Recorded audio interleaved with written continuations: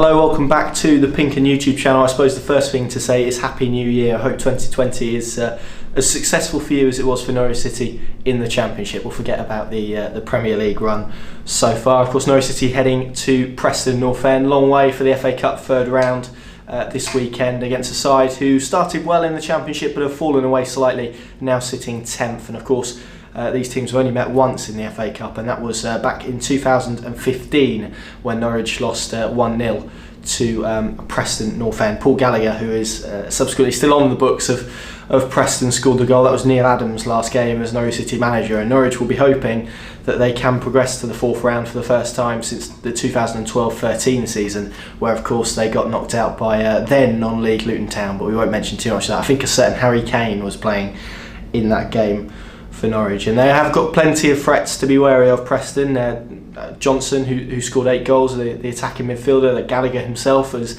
still going at the ripe old age of 35. He's got 5 goals, and Tom Barkhausen as well, former Manchester United youth player on the wing, who is a tricky, pacey player that they're going to have to contend with. So when Daniel Farke said that this game might not have a clear favourite, he may well be right. So this is my selection for the Norwich City team. I'll run you through it very, very quickly. We've got in goal, I've gone with Michael McGovern in light of Ralph Fearman's injury issues.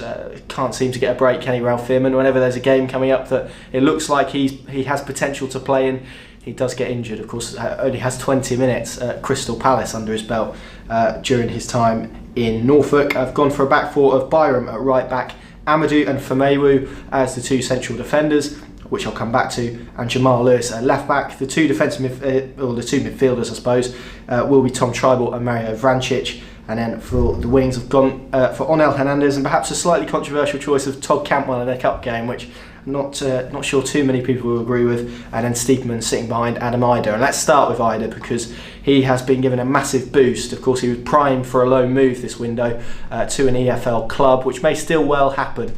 But he will get a chance to stake his claim at Norwich City before he does leave the club on loan, because of Teemu Pukki's hamstring/toe injury, combination of the two that is set to rule him out this weekend, and also makes him a doubt for the game against Manchester United next week, although he should be back for Bournemouth, which I suppose if you were to pick one of those games to miss, Manchester United, Old Trafford or Bournemouth at home, you would probably select Bournemouth. Dennis Shrubeni has got a back issue, so he's out of contention this weekend, and also Joseph Dermich continues his recovery from that long-term injury, although both aren't expected to be out long-term, but both remain a doubt for Manchester United. So this time next week we could potentially be talking about Adam Ida getting a first Premier League start at Old Trafford, which would be fantastic, wouldn't it? But he has got a fantastic opportunity here. Of course, he played in the Carabao Cup against Crawley, was involved in Crawley's goal. I think the shot took a deflection off him, although you may have to forgive me for that because I've not really seen the highlights from that game, as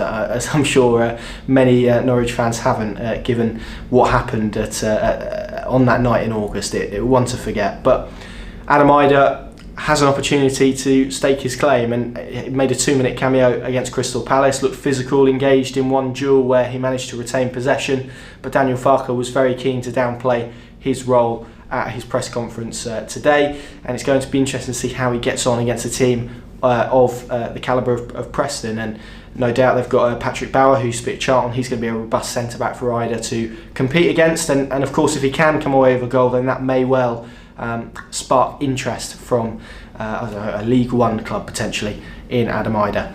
Let's look at the back 2 finally then. I've gone with Famewu and Amadou. It would be a first start for Norwich for Famewu and then Amadou to partner him. I think this shows really just how stretched Norwich City are in defensive positions. Farke indicated today that he wouldn't particularly like to start either Christoph Zimmermann or Grant Hanley, considering both have recently returned from injury problems, and also because of the congested fixture list over the festive period, which means both have played 3 games in less than a week, haven't they? So it would be nice to give them a rest and rotate some options. Ibrahim Amadou has played there a lot this season since he joined on loan from Sevilla in the summer. Perhaps a bit frustrated that loan hasn't quite worked in the sense of him being able to play in his more natural defensive midfield position, but there is still half the season to go, so we may yet get to see Amadou in his natural position. And for Famewu, what an opportunity for him if he can come in and put in an excellent performance. Of course, Norwich are currently without Ben Godfrey and Tim Closer, having previously been without Hanley and Zimmermann earlier on in the season. Just can't seem to catch a break with injuries